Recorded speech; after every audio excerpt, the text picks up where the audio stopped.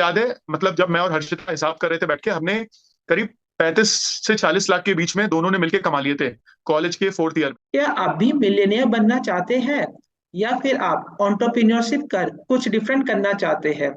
Hello दोस्तों, आज आपका स्वागत हमारे new series interaction with entrepreneurs में, जहां हम आपको उनकी जर्नी, लर्निंग्स, सीक्रेट्स एंड बाकी सभी चीजों के बारे में बताते हैं। आज हमारे साथ काफी स्पेशल गेस्ट अमन गोयल है, who is a co-founder of Cogno AI, IIT Bombay CS alumni and an angel investor. His blogs and Quora posts are super famous and really useful for college students and entrepreneurs. We are really grateful to have you here and to learn from your experiences today. Thank you so much Madhur, thanks for inviting. I hope ये session audience के लिए useful रहेगा। आगे बढ़ने से पहले हमारे channel को जरूर से सब्सक्राइब कर लीजिएगा और इस वीडियो को भी लाइक एंड शेयर करना मत भूलिएगा। Let's start with the questions. You got an unbelievable rank of AIR 33 in JEE Advanced 2013 and joined IIT Bombay CS. So, what is your biggest advice to youngsters who are interested in IIT JEE preparation? सो यार, I think IIT JEE preparation अपने आप में एक बहुत ही interesting journey है। मेरी सबसे बड़ी एडवाइस ये रहेगी कि यार आप कोचिंग या कोचिंग टीचर्स को चेज मत करो आईआईटी प्रिपरेशन के लिए।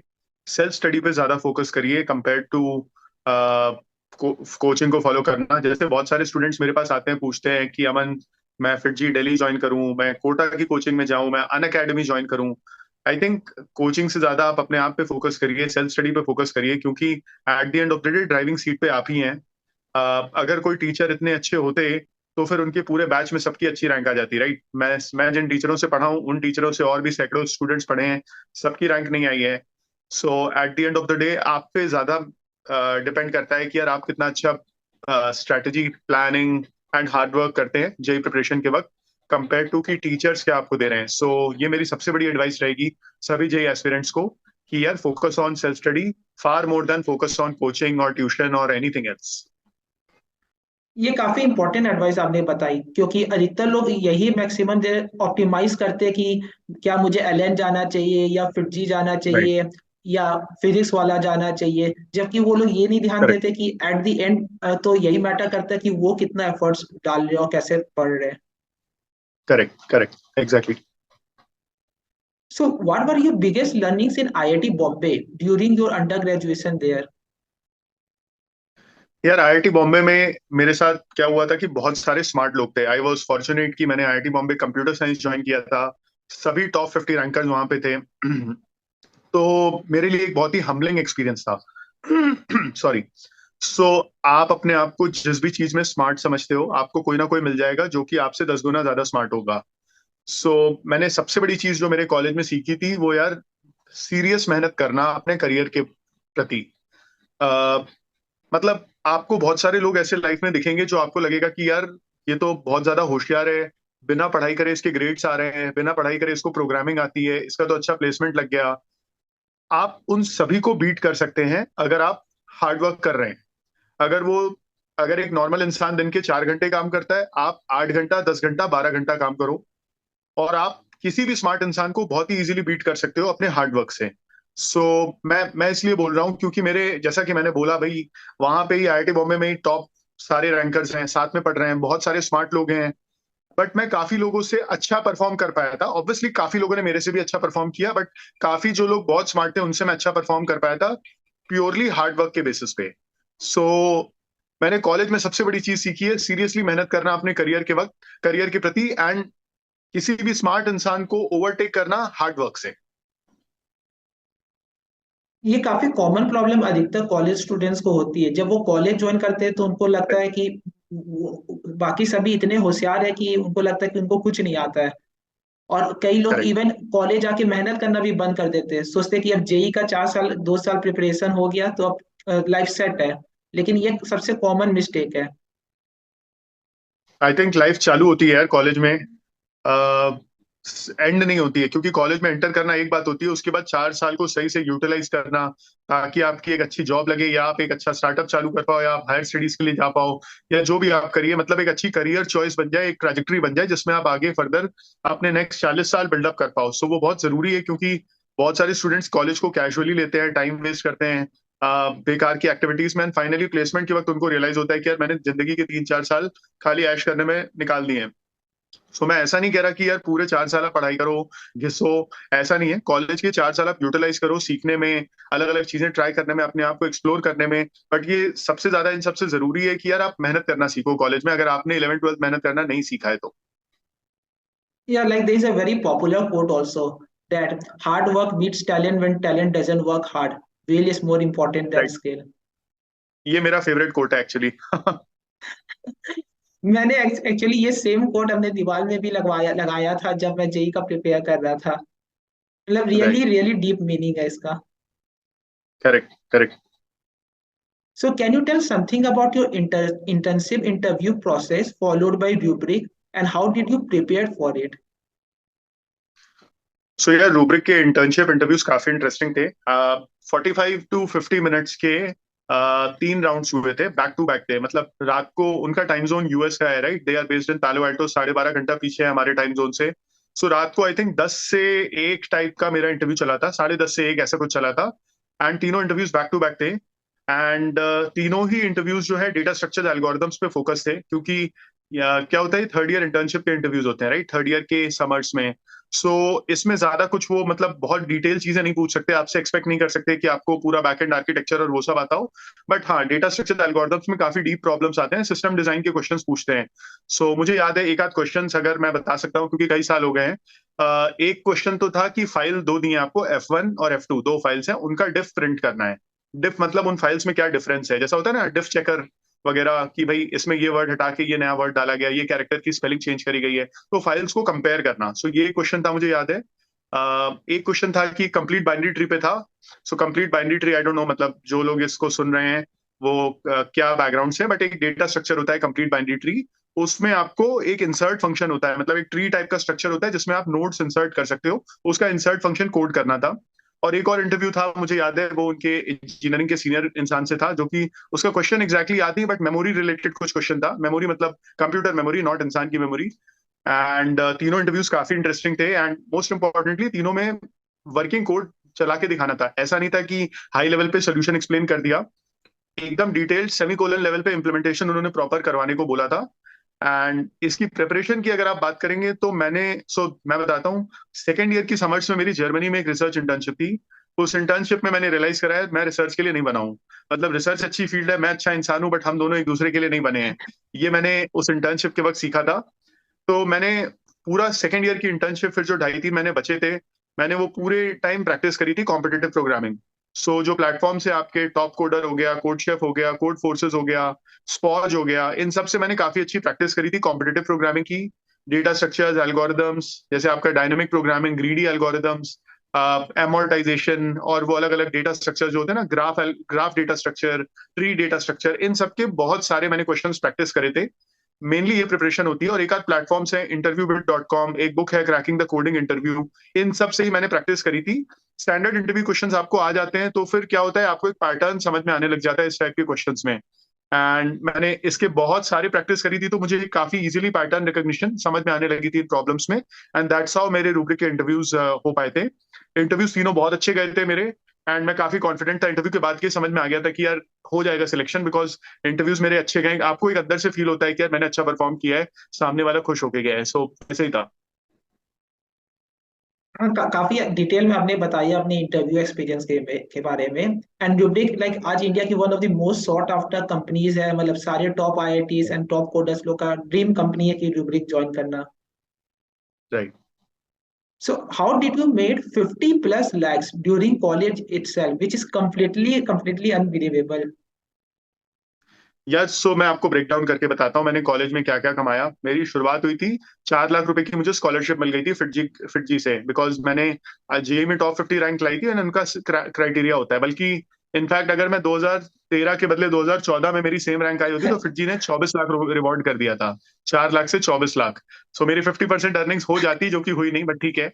सो 4 लाख मैंने यहाँ पे कमाए थे। उसके अलावा मैंने बहुत सारी कोचिंग इंस्टीट्यूट्स के लिए फ्रीलांसिंग करी थी। कोचिंग मतलब एडटेक प्लेटफॉर्म्स आप ले लो, टॉपर.com आपने नाम सुना होगा। उनके फाउंडर जिशान हयात आईआईटी बॉम्बे के एलुमनाई हैं। सो उन्होंने बुलेटिन बोर्ड पे एक एडवर्टीजमेंट डाला था कि भाई we need IITians who can solve questions of JEE, and उसको लेटेक फॉर्मेट में अपलोड करना था एक पोर्टल पे। And they were paying some 10, 15, 20 rupees per question. तो मैंने बहुत सारे क्वेश्चन सॉल्व करके वहां पे पैसा कमाया था। ये मेनली सेकंड सेमेस्टर में था। फिर थर्ड सेमेस्टर में मैं टीचिंग असिस्टेंट बन गया था। सो आईआईटी बॉम्बे में क्या होता है, अगर आप टीचिंग असिस्टेंट बनते हो तो आपको 6,000 रुपए पर मंथ की स्टाइपेंड मिलती है। और मैं चार अलग अलग, मतलब एक सेमेस्टर 4 महीने का होता है, तो आपके 24,000 हो गए। मैं 4 से 5 बार टीचिंग असिस्टेंट बना था, मुझे ठीक से याद नहीं, मोस्टली 4 बार था मैं। तो मैंने 1 लाख रुपए वहां से कमाए। फिर मेरी रूब्रिक इंटर्नशिप में स्टाइपेंड थी $8,000 per month, $8,000 per month.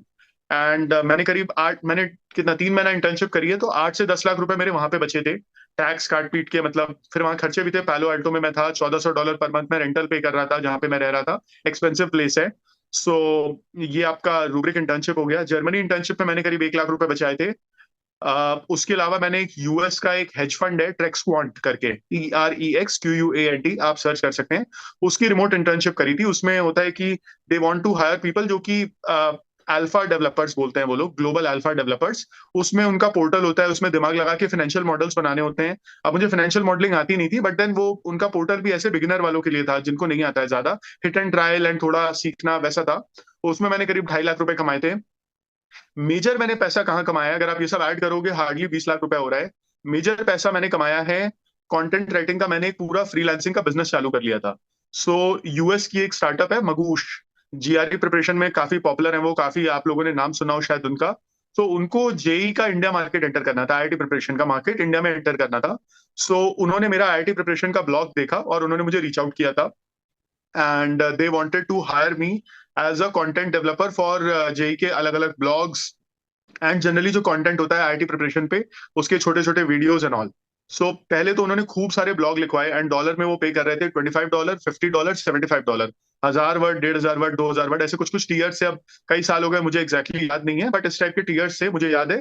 $50, $75 and $25, 3 tears में था। तो काफी सारा पैसा वहां पे कमाया हमने। मतलब आप अभी भी आज भी देख सकते हो मगूश की वेबसाइट पे, अगर आप magoosh.com/JE या जो भी गूगल पे आप सर्च कर लेना मगूश आईआईटी प्रिपरेशन, तो आपको बहुत सारे ब्लॉग्स मिलेंगे। आज भी उन्होंने उनमें मेरा नाम लिखा हुआ है, मेरा और मेरी जो वाइफ है हर्षिता, हम दोनों ने कॉलेज में साथ में बहुत कुछ किया था। हम कॉलेज टाइम से फ्रेंड्स हैं। तो हम दोनों के ब्लॉग्स आपको आज भी मिल जाएंगे वहां पे। उसमें हमने अच्छा खासा पैसा कमाया था। फिर हमने फिगर आउट किया कि यार यूएस की कंपनीज हायर कर रही हैं इस टाइप के लिए, कंटेंट क्रिएशन के लिए, तो हम और लोगों को रीच आउट करते हैं। तो हमने और कुछ कंपनीज को रीच आउट किया था। एडटेक कंपनीज तो हमें नहीं मिली, लेकिन कुछ ऐसी कंपनीज मिल गई जिनको टेक्निकल आर्टिकल चाहिए थे, जैसे machine learning, Python programming, facial recognition, voice recognition, इस टाइप के। सो एक कनाडा की कंपनी थी, एक पोलैंड की कंपनी थी, एक यूएस का स्टार्टअप था, एक सिंगापुर की कंपनी थी। सभी लोग डॉलर्स में पे कर रहे थे। तो हमने क्या किया, अब जैसे इतना सारा काम आने लगा तो हमने फ्रीलांसर्स हायर करना चालू कर दिए। इजी था मेरे लिए कॉलेज के फर्स्ट ईयर वाले हायर करना, फर्स्ट ईयर सेकंड ईयर। अब आप बोलोगे यार ये फर्स्ट ईयर सेकंड ईयर वाले इन सब एडवांस टॉपिक्स पे कैसे लिख पाएंगे, तो यार गूगल पे सर्च करके हो जाता है। मतलब आईआईटी का ये फायदा है कि आपकी लर्निंग स्किल अच्छी हो जाती है। अब आपको फेस रिकग्निशन नहीं आता है, आप गूगल पे सर्च करो, आधा एक घंटा स्पेंड करो, सीख जाओगे आप। तो बहुत सारे स्टूडेंट्स हैं जिनको पैसे कमाने थे, जिनको ये सब चीजें सीखनी थी। एट द सेम टाइम मैं था जैसे कस्टमर लाने में इंटरेस्ट था, तो मैं कस्टमर ले आता था, इन इन कंटेंट को आउटसोर्स कर देता था। फर्स्ट ईयर वालों को बोलता था आप ये कंटेंट बना के दो, हम आपको पे करेंगे। अब देखिए थोड़ा इसमें बिजनेस अपॉर्चुनिटी कहाँ पे थी, मुझे डॉलर में पैसा मिल रहा है, मैं रुपये में पे कर रहा हूँ। तो भाई मतलब मुझे $50 का कंटेंट मिल रहा है लिखने को, एंड उस टाइम डॉलर $70 था, तो $3,500 मिल रहे हैं। यहाँ मैं 500 से 1,000 रुपए में लिखवा रहा हूँ। तो मेरे लिए ऑब्वियसली 2,500-3,000 रुपए बन रहे हैं पर आर्टिकल, ऑब्वियसली। सो वहां पे मैंने अच्छा खासा पैसा कमाया था। और फिर मगूश ने जब वीडियोस बनवाई, हमने वीडियोस में बहुत पैसा कमाया। वीडियोस में क्या था कि हमें वो काफी ज्यादा पैसा पे कर रहे थे। एक एक वीडियो भले ही 5 मिनट का होता था, बट उसमें कुछ मुझे $100-100 मिल रहे थे। तो 5 मिनट का वीडियो रिकॉर्ड करने में बहुत आसानी होती है, कोई रॉकेट साइंस नहीं है। और आपको $50, $100 ऐसे मिल रहे हैं। तो हमने बहुत सारा पैसा वहां पे कमाया था। मुझे याद है, मतलब जब मैं और हर्षिता हिसाब कर रहे थे बैठ के, हमने करीब 35 से 40 लाख के बीच में दोनों ने मिलके कमा लिए थे। कॉलेज के फोर्थ ईयर में, खाली सिर्फ फोर्थ ईयर 1 साल में इतने रुपए कमाए थे मगूश के साथ काम करके। सो आप सब कुछ एडअप कर दो, मेरी यूएस इंटर्नशिप, मेरी जर्मनी इंटर्नशिप, ट्रेक्स क्वांट, या मैंने जो कंटेंट बनाया एंड कंटेंट राइटिंग का बिजनेस चलाया।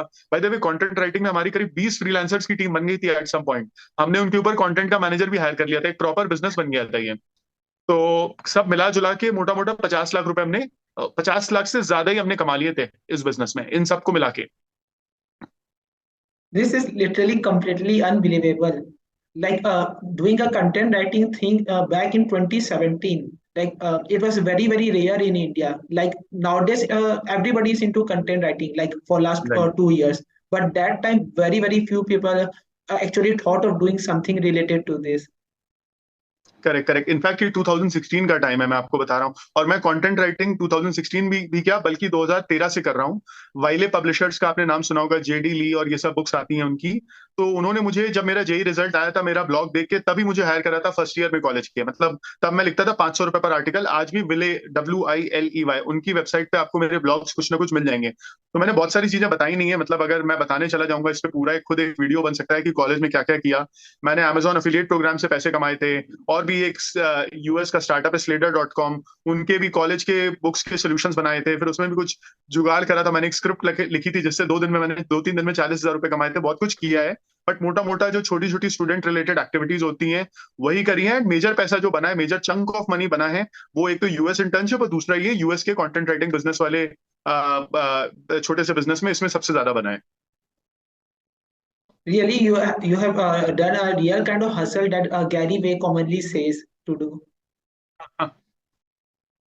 So why did you decided to do a startup instead of accepting a very high paying job, which was very difficult to do in 2017? सो यार, US की जब मेरी इंटर्नशिप थी rubric में, third year के summers में, ये 2016 जून की मैं बात कर रहा हूँ। वहां 3 महीना जब मैंने टाइम स्पेंड किया ना, मैंने एक चीज रियलाइज करी कि यार मैं बहुत दिन अपने पेरेंट्स से दूर नहीं रह सकता। मतलब I am very close to my parents, and मुझे ये था कि यार पेरेंट्स से दूर नहीं रह सकता, और पेरेंट्स तो यूएस आएंगे नहीं, इसका मतलब मुझे इंडिया में ही कुछ ना कुछ करना रहेगा। सेकेंडली क्या है कि यार मैं अपने आप को उतना वैल्यूड फील नहीं कर पाया रूब्रिक में। मतलब कंपनी बहुत अच्छी है, पैसा बहुत अच्छा देती है, एम्प्लॉयज का केयर करती है, मार्केट में नाम अच्छा है, बट क्या है, मुझे पर्सनली रियलाइज हुआ कि यार ये 500 या 1000 एम्प्लॉय की कंपनी में मैं एक इंटर्न हूँ। मेरा एक रोल इसमें बहुत छोटा सा है, मैं कितना ही इम्पैक्ट क्रिएट कर लूंगा वहां पे। सो इस वजह से मुझे लगा कि यार खुद कुछ अगर इम्पैक्ट क्रिएट करना है, कुछ बड़ा करना है, तो खुद का कुछ ना कुछ करना रहेगा। एंड यही रीजन था कि मैंने स्टार्टअप्स का आइडिया एक्सप्लोर करा। अभी ऑब्वियसली जो आपने बोला कि यार इतनी बड़ी जॉब ऑफर छोड़ने के लिए कैसे दिमाग को अपने मेंटली प्रिपेयर किया। सो देखिए, आई थिंक रिस्क लेना चाहिए हर इंसान को, लेकिन कैलकुलेटेड रिस्क लेना चाहिए। मैंने यहाँ कैलकुलेटेड रिस्क क्या लिया कि पूरा फोर्थ ईयर मेरे पास फ्री टाइम था। अगर मैं फोर्थ ईयर में कुछ कर पाता हूं तो फिर मेरे लिए बढ़िया रहेगा ये चीज, क्योंकि मुझे जॉब छोड़ने से पहले ही मेरा स्टार्टअप अगर चल पड़ा तो मेरा काम हो जाएगा। भाई आप ऐसा सोचो, इंटर्नशिप थर्ड ईयर के एंड में खत्म हुई, अब जॉब ज्वाइनिंग तो फोर्थ ईयर के एंड में होगी ना। तो मैं अगर इस 1 साल में कुछ स्टार्टअप या कुछ कर पाता हूं, तो फिर मैं अपने आप को सेफ या प्रोटेक्ट कर लूंगा, एंड जॉब फिर मुझे जाने की जरूरत नहीं है। तो कभी मेरी लाइफ में ऐसा नहीं आएगा कि जॉब वर्सेस स्टार्टअप का डिसीजन लेना है, क्योंकि अगर मैं जॉब से बेटर कुछ पहले ही कर लेता हूँ फोर्थ ईयर में, तो फिर मेरा काम हो जाएगा। एंड वही मैंने किया था मेरी स्टार्टअप जर्नी में, क्योंकि फोर्थ ईयर मैंने यूटिलाइज किया, और हमने जो है जॉब की जब ज्वाइनिंग डेट आई उससे पहले एक बड़ा क्लाइंट क्रैक कर लिया था, स्टेट बैंक ऑफ इंडिया। तो कभी वो नौबत नहीं आई कि मैं एक चौराहे पे खड़ा हूं और मुझे डिसाइड करना पड़ रहा है कि मैं इधर जाऊं या उधर जाऊं या किधर जाऊं, कंफ्यूजिंग जो सिचुएशन होती है। हमने पहले ही अपनी पोजीशन स्ट्रांग कर ली थी कि भाई अब तो जॉब नहीं है, नहीं भी जा रहे हैं, कोई दिक्कत नहीं, हमें एक 75 लाख रुपीज का कॉन्ट्रैक्ट एसबीआई से मिल चुका था। ये आपने काफी अच्छा से बताया कि रिस्क वर्सेस कैलकुलेटेड रिस्क, क्योंकि आजकल कई सारे कॉलेज स्टूडेंट्स लोग सोचते हैं कि कॉलेज ड्रॉप आउट कर सीधा स्टार्टअप कर लेंगे, क्योंकि एक दो ऐसा फेमस स्टोरीज है। लेकिन ये काफी करेक्ट इंपॉर्टेंट करेक्ट। है कि अच्छा से डिसीजंस लेना। नहीं, बिल्कुल बिल्कुल यार, आप ब्लाइंडली कोई डिसीजन लोगे तो फिर बहुत ही डैमेजिंग हो सकता है। बल्कि लोग बोलते हैं एंटरप्रेन्योर्स रिस्क लेते हैं, मैं तो बोलता हूँ एंटरप्रेन्योर्स रिस्क नहीं लेते हैं। एंटरप्रेन्योर्स क्या करते हैं, वो सिर्फ और सिर्फ कैलकुलेटेड रिस्क लेते हैं, कभी भी वो हवा में तीर नहीं मारते हैं। वो ये फिगर आउट करते हैं कि यार किधर तीर मारने से मेरे चांसेस ऑफ सक्सेस ज्यादा हैं। And obviously there is a chance of failure, but वो तो सभी को करना पड़ता है। आज आज इतने जो ले ऑफ्स हो रहे हैं बहुत बड़ी बड़ी कंपनीज में, उससे ये साबित हो गया है कि रिस्क तो हर जगह है।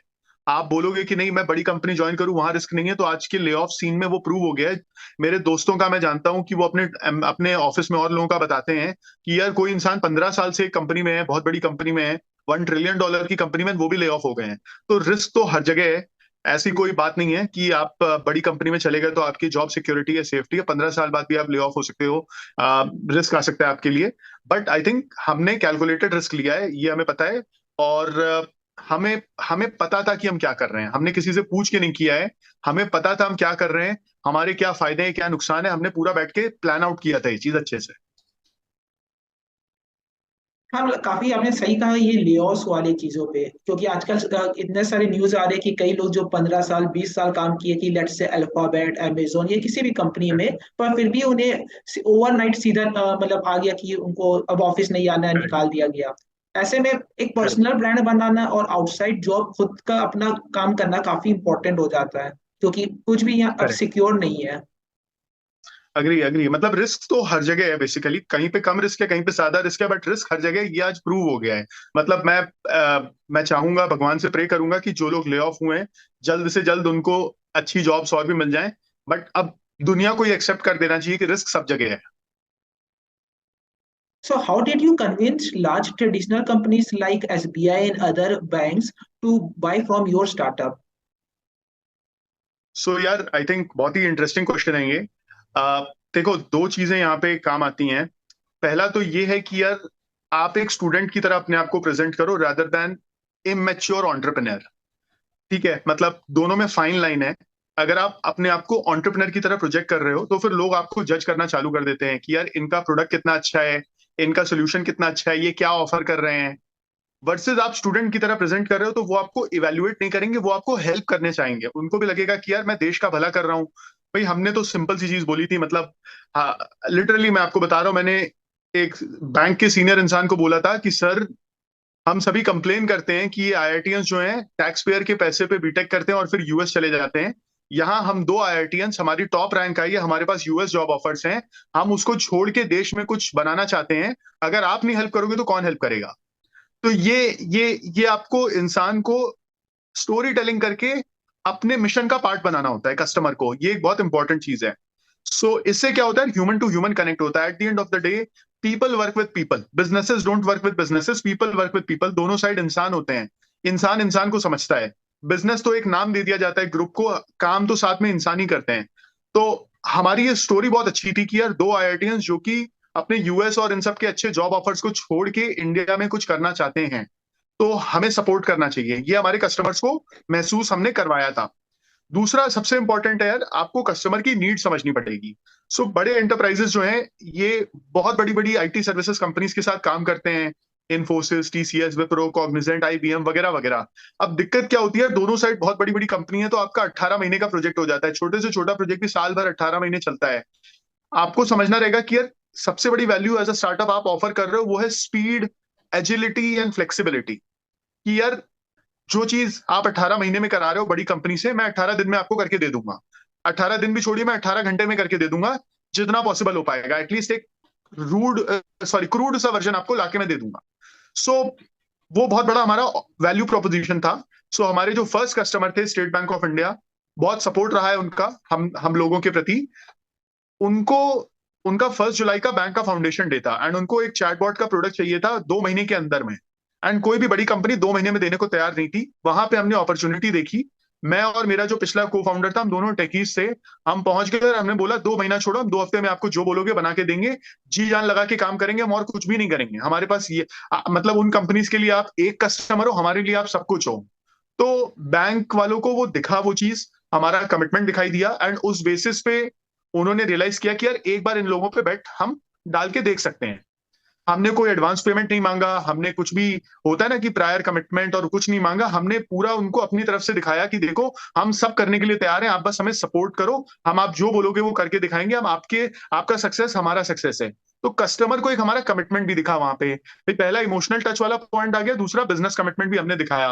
एंड इस पूरे प्रोसेस में हमने कभी भी अपने आप को एंटरप्रेन्योर या सेल्समैन की तरह प्रोजेक्ट नहीं किया। हमने अपने आप को प्रोजेक्ट किया कि भाई हम स्टूडेंट्स हैं, हम देश में कुछ देसी टेक्नोलॉजी बनाना चाहते हैं जो कि कुछ कुछ आप हमारी देश की कंपनियों का फायदा करें। So at the end of the day वो सामने वाले को दिखाई दिया। हम थोड़े मतलब मैं लक का बहुत बड़ा बिलीवर नहीं हूं, बट हाँ मेहनत से आप अपना लक बढ़ा सकते हो। तो मैं बोलूंगा कि हमने भी मेहनत करी, जिससे थोड़ा लक ने भी हमें फेवर किया। लोगों का बहुत ज्यादा सपोर्ट रहा, इस चक्कर में हम पहला कस्टमर सक्सेसफुली ला पाए, स्टेट बैंक ऑफ इंडिया। अब इतना बड़ा एक बैंक आ जाता है तो उनके रेफरेंस पे आप और भी बैंक्स को जाके अप्रोच कर सकते हैं। एसबीआई ने खुद ही हमें एसबीआई लाइफ इंश्योरेंस इंट्रोड्यूस करा दिया, जिन्होंने हमारे साथ जल्दी 1-2 महीने में काम करना चालू कर दिया। एसबीआई ने एसबीआई म्यूचुअल फंड के साथ हमें इंट्रोड्यूस करा दिया। 1 साल लगा एसबीआई म्यूचुअल फंड के साथ काम चालू करने में, बट एटलीस्ट एसबीआई का रेफरेंस काम आया। फिर एक और एडवाइजर ने देखा, जो हमारे मेंटर हैं, कि यार ये बंदे SBI, SBI life, SBI mutual fund जैसी बड़ी कंपनी में अच्छा काम कर रहे हैं, तो उन्होंने हमें आईसीआईसीआई बैंक में कनेक्ट करा दिया। कनेक्शन से आपको एक बार एक मौका मिल जाता है अपनी कैपेबिलिटी शोकेस करने का। ऑब्वियसली फिर आपको पैसे कमाने हैं, बिजनेस करना है कस्टमर के साथ। कस्टमर बिजनेस तभी देगा जब उनको आपकी ऑफरिंग में मेरिट दिखाई दे। बट हाँ, कनेक्शंस के थ्रू, रेफरेंसेस के थ्रू एक बार एक मौका मिल जाता है। मतलब बहुत सारे लोग जो टैलेंटेड हैं उनको मौका भी नहीं मिल पा रहा होगा शायद ये करने का, वो हमें मिल गया हमारे आईआईटी बॉम्बे के एलुमनाई नेटवर्क से, या स्टेट बैंक के रेफरेंस से, आईसीआईसीआई बैंक के रेफरेंस से, जो हम काफी मतलब शुक्रिया है जिन लोगों ने हमारी मदद करी इस जर्नी में। आपने काफी अच्छा से बताया कि किस तरीका से हम लोग सही तरीका से प्रोजेक्ट करके एंड स्टोरी टेलिंग के थ्रू अपने आप को एक स्टूडेंट की तरह दिखाएंगे, इंस्टेड ऑफ कि लाइक बिजनेसमैन और सेल्समैन, एंड उनको करेक्ट, अपनी करेक्ट। विजन के साथ कनेक्ट कर सकते हैं। एब्सोल्युटली। सेल्स सिर्फ प्रोडक्ट बेचने वाली सेल नहीं होती है। सेल होती है ह्यूमन टू ह्यूमन कनेक्ट बनाना, जिसमें सामने वाला आपको देख पाए, आपकी चीजों को समझ पाए, या आप सामने वाले को क्या चाह रहा है उसकी नजरों से आप देख पाओ, एक दूसरे से आप कनेक्ट बना पाओ, जिससे कि एक दूसरे पे ट्रस्ट एस्टैब्लिश हो पाए कि यार जो मैं चाह रहा हूं वो इंसान करके देगा, एंड वाइसी वर्सा, राइट, दोनों साइड से। तो वो हम अपने कस्टमर्स के साथ एक ट्रस्ट एस्टैब्लिश कर पाए, क्योंकि हम स्टूडेंट्स बन के गए, बिजनेसमैन या पैसा कमाने वाले इंसान नहीं बन के गए। भाई कोई भी इंसान नहीं चाहता है कि सामने वाला बस अपना पैसा कमाने में लगा है, मेरी मदद, मेरी हेल्प करने की उसको नहीं पड़ी है। हमने पैसे की बात ही नहीं करी, हमने कस्टमर को बोला आप जो बोलोगे हम करके दिखाएंगे, हम आपके लिए कमिटेड हैं। सो उससे बहुत ज्यादा फर्क पड़ता है कस्टमर को। उनको दिखता है कि यार ये लोग जेन्युइनली हमारे लिए कंसर्न है, and that is what we did. Yeah, like softer aspects like building good relations, understanding customers, and building trust is like far more important than doing traditional techniques or like set of frameworks in the business. Absolutely. So, can you tell something more about your startup Cogno AI, like what it exactly does and how did you came with that idea? Sure. So see, we are into chatbots and WhatsApp bot solutions for large enterprises. So बड़ी जो companies होती हैं, आज वो सभी companies realise कर रही हैं कि यार कॉल सेंटर या ब्रांच में हमें सर्विस करना कस्टमर को काफी एक्सपेंसिव है। टेक्नोलॉजी के माध्यम से हम एक कॉस्ट एफिशिएंट मैनर में कस्टमर को एक अच्छा पर्सनलाइज एक्सपीरियंस प्रोवाइड कर सकते हैं। सो ऑब्वियसली इन्होंने नेट बैंकिंग निकाली, मोबाइल बैंकिंग निकाली, कॉर्पोरेट वेबसाइट निकाली, राइट, अलग अलग डिजिटल चैनल्स निकाल रहे हैं, जिसमें आप इंसान से बात करने की जरूरत नहीं है, आप अपने एक सेल्फ सर्विस मॉडल में आप अपना काम करवा सकते हैं। अभी दिक्कत क्या होती है कि यार बैंकों में नंबर ऑफ फैसिलिटीज बहुत ज्यादा है। Home loan, car loan, personal loan, two wheeler loan, savings account, current account, NRI banking, blah blah blah blah blah blah. तो बहुत सारे लोगों के लिए नेट बैंकिंग या मोबाइल बैंकिंग यूज करना बहुत मुश्किल हो जाता है, क्योंकि भाई आप उसमें पचासों मेन्यूज हैं, आपको कुछ करना है, आपको अपना इंटरनेशनल कार्ड ब्लॉक, ट्रांजैक्शन अपने डेबिट कार्ड पे ब्लॉक करने हैं, कहाँ से आप करेंगे? ढूंढना पड़ेगा। आप जाओगे पर्सनल बैंकिंग में, फिर वहां पे आपको कार्ड्स, फिर वहां पे आपको डेबिट कार्ड, फिर वहां पे आपको कार्ड कंट्रोल्स में जाना पड़ेगा, फिर उसकी सर्विस रिक्वेस्ट रेज करनी पड़ेगी। तो हमने इस चीज का सोल्यूशन देखा कि यार इस वजह से डिजिटल अडॉप्शन उतना फास्ट हो नहीं पा रहा है जितना होना चाहिए, राइट। तो वहां पे हमारा चैट एंड चैटबॉट के सोल्यूशंस हैं। बैंक्स जो हैं अपनी वेबसाइट पे, अपने मोबाइल बैंकिंग पे, नेट बैंकिंग पे, या सबसे इजी माध्यम जो है व्हाट्सएप पे एक नंबर पब्लिश कर सकते हैं, जिसमें आप मैसेज कर सकते हो हाय। तो आपको नेविगेट करना ही नहीं है, आपको वो मेन्यू ऑप्शन दिखा देगा कि भाई आपको क्या करना है। उसमें आप मेन्यू ऑप्शन में बटन पे क्लिक करिए, 1 2 3 4 टाइप करिए, या फिर फ्री फ्लो में अपनी क्वेरी लिखिए कि I want to block my debit card international transactions. वो आपका नेविगेशन का जो पूरा एक्टिविटी है जिसमें आप ढूंढते कहाँ जाना है, वो पूरी एलिमिनेट हो जाएगी। एक बार में chatbot using artificial intelligence, using natural language processing आपकी क्वेरी को समझ लेगा एंड उसका इंस्टेंट रिस्पॉन्स आपको प्रोवाइड कर देगा। एंड हम लोग करते क्या है, हमारा चैट प्रोडक्ट जो है बैंक के बैकएंड सिस्टम से कनेक्ट हो जाता है। तो फिर आपको ऑथेंटिकेट करेगा मोबाइल नंबर, ओटीपी या किसी और मीडियम से, एंड आपको वहीं की वहीं आपका काम जो है व्हाट्सएप पे या वेबसाइट पे चैट के थ्रू कंप्लीट करा देगा चैटबॉट। आपको म्यूचुअल फंड में इन्वेस्ट करना है, सोचना नहीं है, टाइप करिए I want to invest an SIP of ₹5,000, तो वो आपको फंड रेकमेंड करेगा, आपसे सिलेक्शन लेगा और आपका वहीं की वहीं इन्वेस्टमेंट चालू कर देगा। इंश्योरेंस का प्रीमियम पे करना है, वेबसाइट पे ढूंढने की जरूरत नहीं, चैटबॉट पे टाइप करिए I want to pay my insurance premium, आपका मोबाइल नंबर, ओटीपी या policy number, date of birth मांग के वही की वही आपको पेमेंट गेटवे पे ले जाएगा। तो कस्टमर के लिए बहुत ईजी हो जाता है, उनको ये स्ट्रगल नहीं करना है कि मैं इधर जाऊं उधर जाऊं, वेबसाइट पे ढूंढूं, कहां जाऊं, रिलेशनशिप मैनेजर को कॉल करूं। एक सिंपल डिजिटल मीडियम है जहां पे उस चैनल पे, वो भी लेट्स से व्हाट्सएप पे, जो कि हम सभी आजकल यूज करते हैं इंडिया में। मुझे ठीक से नंबर्स नहीं पता, बट 40-50 करोड़ लोग व्हाट्सएप यूज करते हैं, जो कि मैंने लास्ट टाइम सुना था।